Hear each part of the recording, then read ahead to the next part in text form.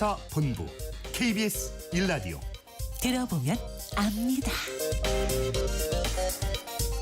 권혁중 경제평론가 어서 오십시오. 네, 안녕하십니까. 코스피 5천 돌파. 네.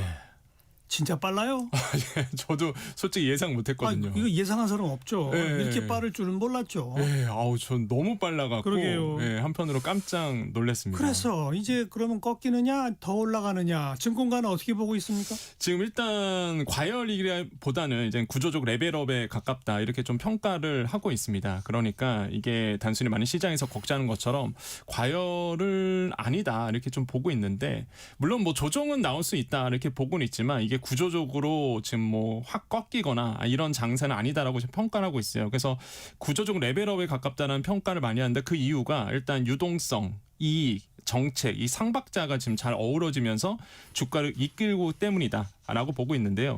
이익은 이미 아시겠지만 반도체 슈퍼사이클 타면서 계속적으로 이익 전망치가 높게 나오고 있고 정책도 뭐 자사주 소각이라든지 뭐 이 3차 3법 개정 이제 앞두고 있고요. 그다음에 배당 확대 부분도 이미 통과가 됐기 때문에 그래서 이런 삼박자가 잘 어우러졌다. 근데 참 주식이 어려운 게 이게 지난 이 뉴욕장에서 인텔이 17% 빠졌습니다. 맞아요. 네, 엄청 빠졌는데 그게 4분기 영업이익을 발표했는데 잘 나왔어요. 4분기는. 근데 문제가 이제는 앞으로 다가올 1분기 매출 전망치를 인텔이 밝혔는데 한 117억 달러에서 한 127억 달러 될 거야. 우리 돈으로 한 17조 원 되거든요.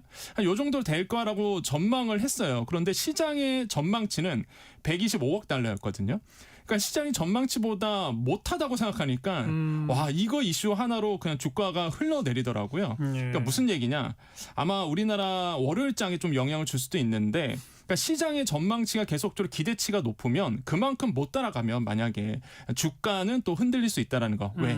미래를 반영하기 때문에 그렇다. 그래서 이런 부분도 좀 잘 체크하시고 월요일장 좀 유심히 보셔야 되겠다 이렇게 말씀을 드립니다. 근데 아무튼 그 과거에도 바짝 올랐다가 또 확 무너졌던 적도 있고. 맞습니다. 그때 과거 확 올랐을 때랑 지금이랑 좀 비교해 보면 어떤 유사점이 있고 차이점이 있습니까? 유사점은 일단 유동성이 끌어올리는 장은 똑같습니다.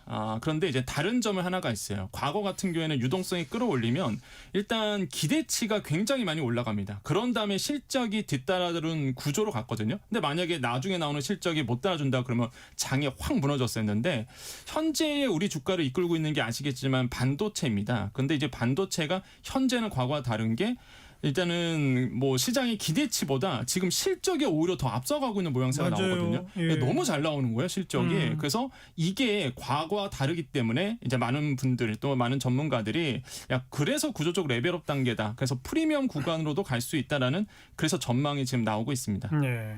그런데 지금 개인 투자자는 순매도예요. 네. 다 합해보면. 그런데 신용거래 잔고는 사상 최고치예요.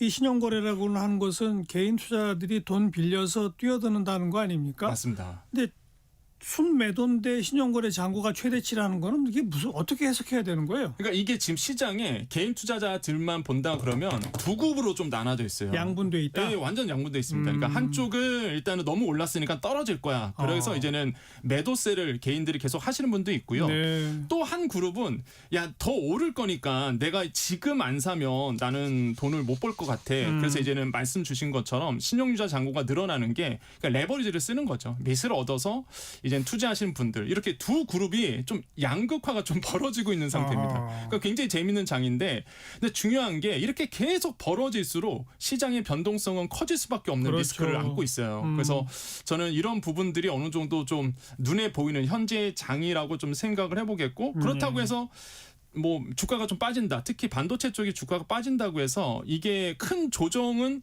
나온다 아니면은 구조적으로 이제 빠져야 된다 이게 아니라 아마 제가 봤을 때는 속도 조절이 아마 될 수 있다. 그래서 제가 월요일 장이 그래서 중요하다는 게 인텔에 대한 이슈도 나왔고 그래서 과연 우리 장이 월요일에 어떻게 반응할지 반도체에 대한 중심적으로 좀 보실 필요가 있겠고요. 예. 그래서 만약에 조정이 나온다 그러면 속도를 좀 조절하고 있구나 이렇게 좀 이해하시면 될 것 같습니다. 5천을 넘어섰지만 올라간 주식보다 떨어진 주식이 더 많다고 그러고 맞습니다. 네. 삼성전자하고 SK 하이닉스 두 개에 대한 쏠림 현상, 뭐 현대차도 그렇습니다만 네. 이 엄청난 쏠림 현상 어떻게 보면 우려가 크죠? 우려가 큽니다. 지금 시장에서도 이 부분에 대해서는 얘기가 많이 나오고 있어요. 그러니까 지금의 코스피 시총에 지금 어제장으로 본다 그러면 한 39% 정도가 이 반도체 쪽입니다. 한마디로 삼성전자, SK 하이닉스의 비중이 높거든요.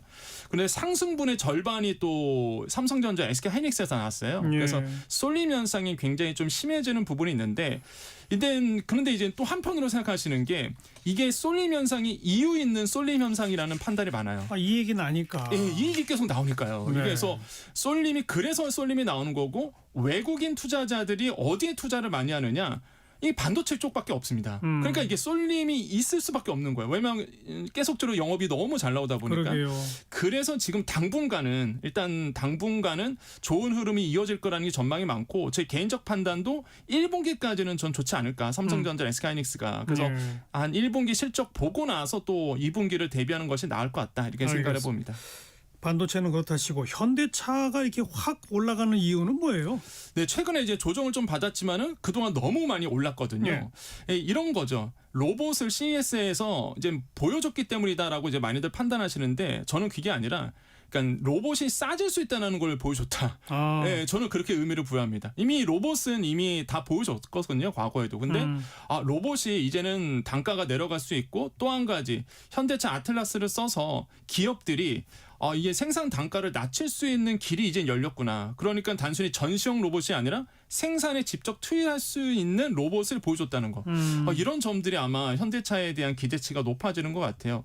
지금 아틀라스 같은 경우에도 이제 미국 제조 근로자 2년치 연봉이면은 이거 한 대 살 수 있거든요. 예. 그거 50km까지 또 들죠. 인간이 못 드는 것까지 다 일을 해낼 수 있다 보니까 야 그러면은 뭐 현대차 공장뿐만 아니라 이 아틀라스를 또 사용하고자 하는 다른 공장들도 있을 거란 말이에요. 그렇죠. 이런 것들이 점점 더 늘어가다 보니까 투자자들이 이제 반응을 하고 있다. 이렇게 판단해 보겠습니다. 2년치 연봉이면은 아틀라스 한 대 사는데 네. 아틀라스는 잠도 안 자고 맞아요. 계속 일을 하니까 두 사람 세 사람 목 일을 하잖아요. 네.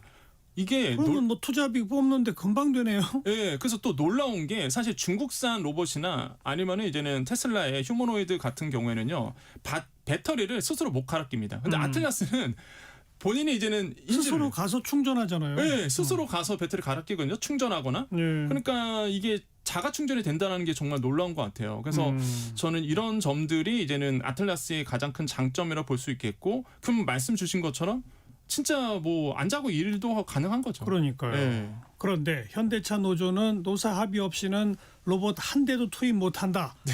이거 어떻게 봐야 됩니까 이거? 여기 이제는 그래서 저는 어떤 생각하냐면 우리가 이제 닥쳐올 미래를 보여줬다라고 저는 생각하거든요. 예. 그러니까 지금 과거에 보면은 러다이트 운동이 있었습니다. 산업혁명 때. 그게 뭐냐 그러면 이제는 자동화 기술이 들어오고 기계가 들어오니까 사람의 임금이 깎이고 고용 해고가 일어나니까 그 기계를 다 불태웠던 운동이 있었는데 예. 현대파 이제 러다이트 운동이 지금 좀 나오고 있다 이렇게 보시면 되겠는데요. 근데 저는 이제는 뭐 노조가 이걸 반대한다 뭐 그걸 떠나서 이게 꼭 현대차의 문제가 아니라 앞으로 우리 사회가 안고 있는 문제를 보여줬다라는 그렇죠. 거죠. 네, 로봇이 이제 들어오면 뭐 현대차는 지금 눈에 보이는 건 당장 현대차의 생산 라인이겠지만 시간이 갈수록 아마 다른 공장들도 이 휴머노이드가 이제 쓰여집니다. 네. 그럼 이거를 우리 사회는 어떻게 받아들여야 되느냐?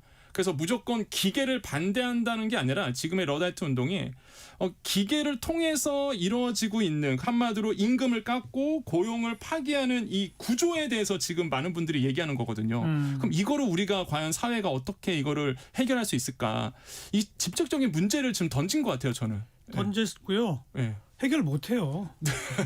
결국은 시간 문제예요. 맞습니다. 예, 저도 그 말에 동감하거든요. 아니 자동차가 처음 만들어졌을 때 마부들 때문에 자동차의 속도는 마차 속도를 앞지를 수 없다 이랬대잖아요. 근데 그게 얼마를 가겠어요. 맞습니다.